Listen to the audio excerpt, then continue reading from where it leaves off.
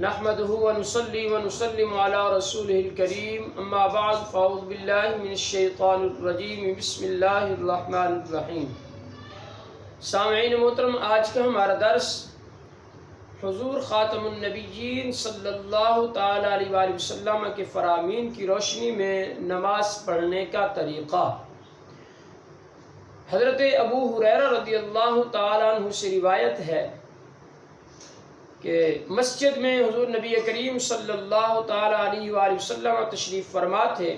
ایک شخص آیا، اس نے آ کر نماز ادا کی، اس کے بعد سرکار کی بارگاہ میں حاضر ہوا، سلام عرض کیا تو سرکار نے فرمایا وعلیک السلام۔ سرکار نے جواب ارشاد فرمایا اور فرمایا کہ جاؤ تم نماز پڑھو، تم نے نماز نہیں پڑھی۔ وہ دوبارہ گئے، انہوں نے دوبارہ نماز ادا کی، پھر واپس لوٹے تو پھر سلام عرض کیا، سرکار نے فرمایا وعلیک السلام۔ پھر سرکار نے فرمایا کہ جاؤ تم نماز پڑھو، تم نے نماز نہیں پڑھی۔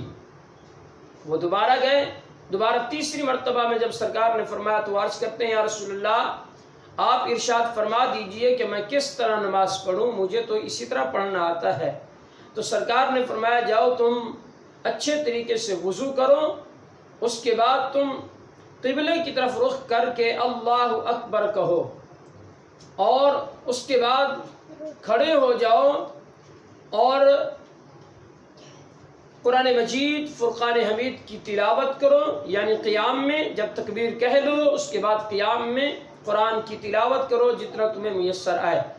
اس کے بعد تم رکوع کرو حتیٰ کہ تمہیں اطمینان حاصل ہو جائے، اور پھر سرکار نے فرمایا کہ رکوع سے کھڑے ہو جاؤ یہاں تک کہ تم مطمئن ہو جاؤ، اور پھر سجدے کی طرف جاؤ، اطمینان کے ساتھ سجدہ کرو، پھر سر اٹھاؤ، اطمینان کے ساتھ بیٹھ جاؤ یعنی جلسہ کرو، پھر دوبارہ سجدہ کرو اطمینان کے ساتھ۔ اس طرح اپنی نماز کو مکمل کرو۔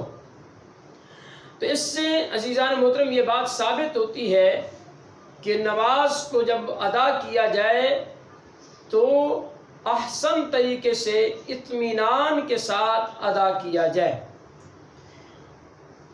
ام المؤمنین حضرت اماں عائشہ صدیقہ رضی اللہ تعالی عنہا آپ ارشاد فرماتی ہیں کہ حضور نبی کریم صلی اللہ تعالی علیہ وآلہ وسلم اللہ اکبر سے نماز شروع فرماتے اور الحمدللہ رب العالمین سے قرات شروع فرماتے۔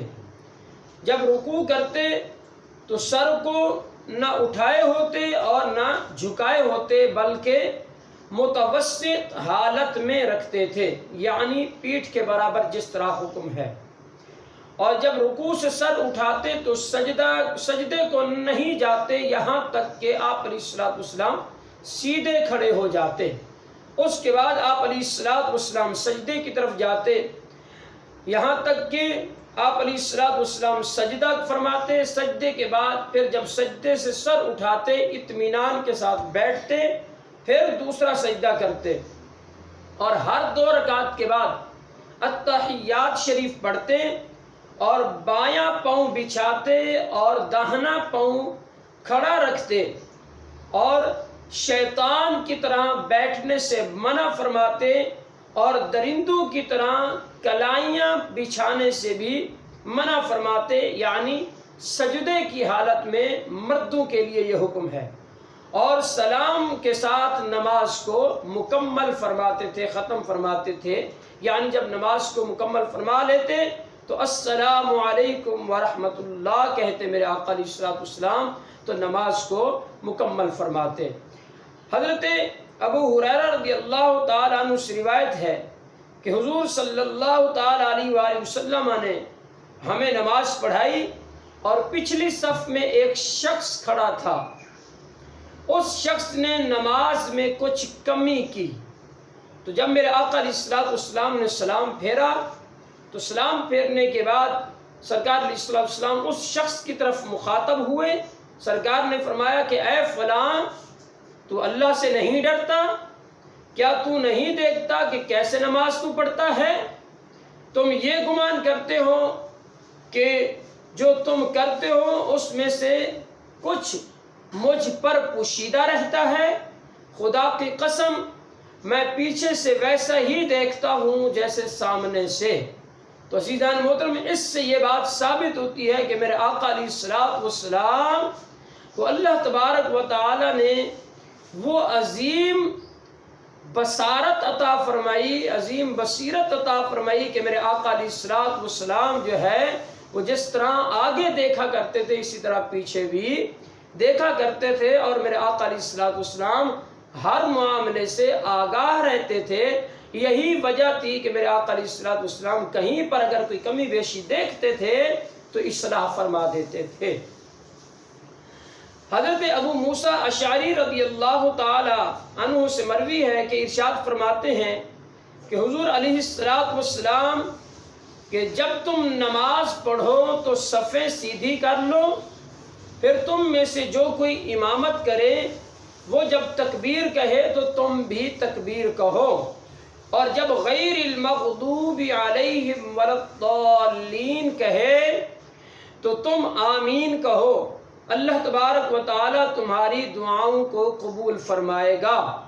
اور جب وہ اللہ اکبر کہے اور رکوع میں آ جائے تو تم بھی تکبیر کہو اور رکوع کی جانب آ جاؤ، کہ امام تم سے پہلے رکوع کرے گا اور تم سے پہلے ہی وہ رکوع سے اٹھے گا۔